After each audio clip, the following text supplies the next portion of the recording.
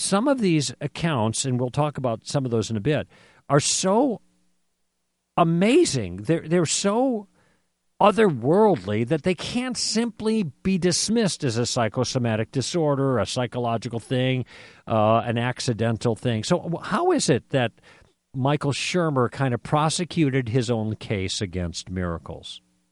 Well, he, in one sense, he did something that a lot of skeptics do, which is he raises the bar of the evidence unreasonably high. For instance, there was a woman who was an atheist and a physician who wrote an article for his magazine on miracles. And she said, what would it take for me to believe a miracle has occurred? And she said, well, if a chicken learned how to read and then beat a grandmaster at chess, I may begin to think something out of the ordinary. She wouldn't even use the word miracle. Yeah. Something out of the ordinary is maybe, yeah. Maybe. Yeah, it's like... Go ahead. This is what I notice. A lot of people will set the bar just unreasonably high, higher than any other area in their life. Yeah. And, now you hear it said sometimes that extraordinary claims require extraordinary proof. Right. And they just are requiring extraordinary proof. And I just don't think that's true. I agree with you. I think what we need is sufficient proof, exactly. Incredible proof. For instance, if I said that aliens have landed in a spaceship in Washington, D.C., you'd probably say, number one, how can you tell? but secondly, would you believe it? Yeah, you would probably believe it if you had a credible sources of information like NBC and ABC had a report, and they've got eyewitnesses, and they're talking. You probably believe it, even though it would be absolutely extraordinary for aliens to land in Washington, D.C. So I don't think we need extraordinary evidence. We just need good evidence. We need persuasive evidence, just as you would for any other claim that you're making. I am with you on that often, one. Though, they just raise that bar unreasonably high. Mm-hmm. Well, I'm with you entirely on that. It doesn't take extraordinary evidence. It just takes adequate evidence. And if we let them use that language, then what's going to happen is no evidence will be extraordinary enough to justify a belief that goes against their worldview. Okay. That's exactly right. And I like the way that this gal put it. I mean, this is a tell. This is a giveaway. What would it take for me to believe? Well, that's true. What it would take for you to believe, you'd have to have a chicken be a grandmaster in chess. But that says more about you than it does about the evidence. Yes, that's exactly right. It's why one wag put it this way. He said, you, the atheist, said you'll believe in God if God would just come down and talk to you face to face. And he said, if God did that to you, you wouldn't go to God, you'd go to a psychiatrist, is what you do. So and exactly right. And so I think we have to say, where the miracle bell goes off for me is when there's an absolutely extraordinary circumstance in a spiritual context for which we've got strong evidence, that is either scientific evidence or documentation of some sort, medical documentation, eyewitnesses, and there's no naturalistic explanation that makes really any sense. Yeah. When I see those things going on, that's when the miracle bell kind of goes off for me. Right. Well, I know how Michael's going to respond to that, and I'm not sure if I read this also in your book, but I've heard him say it before. And he said, why can't we just say we don't know? Why not that? That's just a perfectly good explanation. And to me, that's like saying you found a dead man with 3 bullet holes in his chest, a couple of knives in his back, and you're trying to find a naturalistic explanation for his death, and you're saying, why can't we just say we don't know? Because we do know. We've got all the evidence we need to show that someone was involved in that. Exactly. When the evidence points in a certain direction, it's natural to take a step in the same direction the evidence is pointing and reach a conclusion. And, all conclusions, I guess, are to some degree provisional, open to new evidence or new interpretations. But let's declare what the evidence tells us at this point. Otherwise, you'd never have a jury reach a verdict. That's right. That's right. Now, I know one of Shermer's concerns had to do with the clinical evidence for answered prayer, and he said, they've already tested that out, and it just didn't work out well. Why don't you take a moment? This was one of the most fascinating parts of the book for me, partly because it was a tutorial on the kinds of claims people make about things that look different when you look closer, you know? Yes. So tell us what he was referring to and what you discovered when you looked closer. Yeah, this was absolutely fascinating to me. I mean, one of the things he threw in my face during the interview was that there was a major study. He said, look, Lee, you can give me some anecdotes. You can suggest some anecdotes that are kind of persuasive about miracles, but when you test it scientifically, it just shows that God does not answer prayer, that miracles are not happening. And he specifically pointed to a in-depth study. It was a 10-year, $2.4 million study called the STEP study that showed where you had people being prayed for who were recovering from heart surgery and another group that was not being prayed for. And they did it under clinical circumstances and used scientific rigor. And what did they find?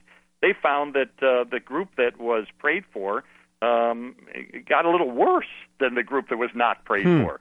In other words, prayer either had zero effect or even maybe possibly a slightly negative effect on people who are healing, who are seeking healing. And so he said to me, there you go. You just sort of have lost everything right there with that study. Right, pulls the rug out from underneath you, right. Yeah, and I'm kind of scratching my head saying, wow, that is interesting. So, but, I'm a journalist, so I check things out. So I go to a PhD from Harvard, who's a professor at Indiana University, Dr. Candy Gunther Brown, who studies things like miracles scientifically.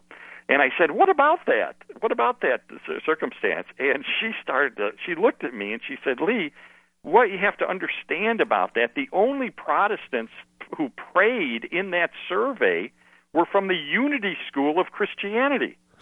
The Unity School of Christianity is most definitely not a Christian denomination. Right, it's not Protestant either. Right, exactly.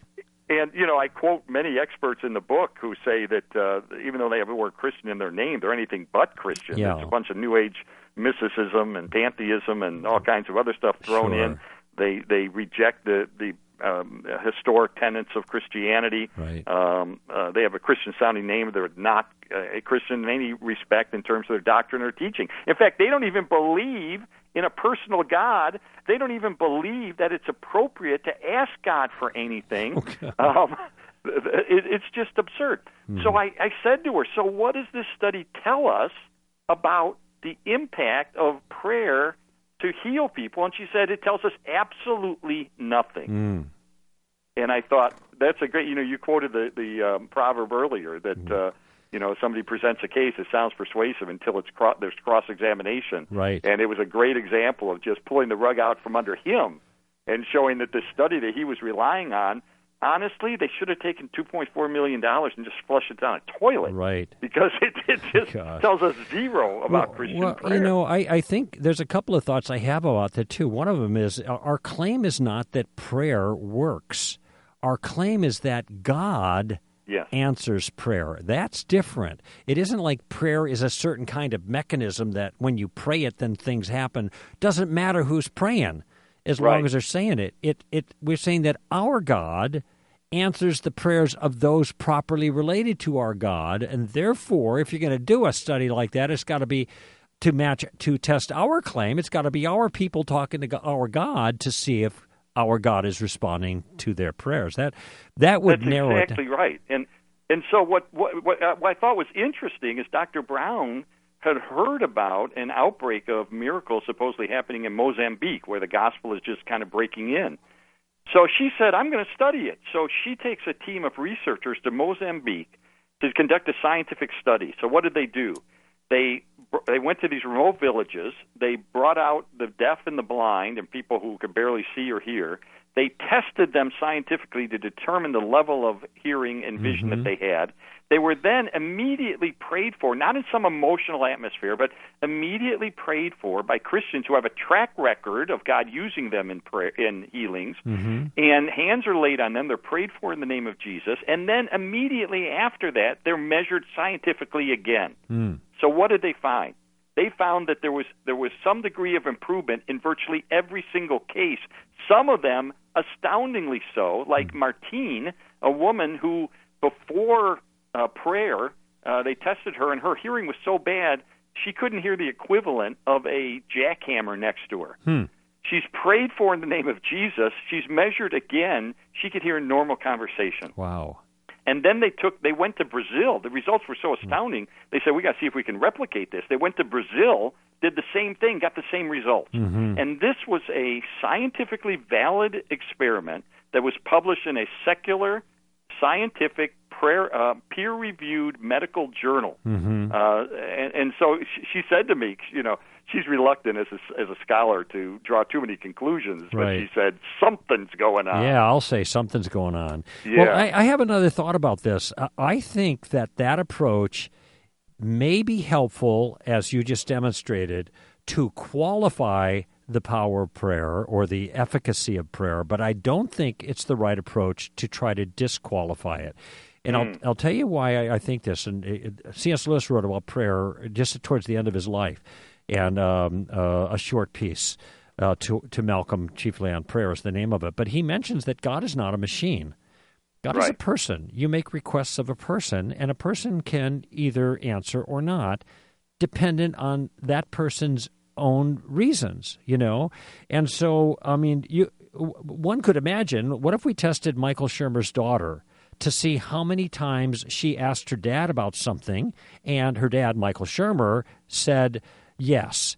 And maybe because she's a kid, she only gets 10% of her requests answered positively because she doesn't know how to ask properly. That doesn't mean, that 90% error, so that's not statistically significant. Her dad, Michael Shermer, doesn't exist, Do you see the point I'm making?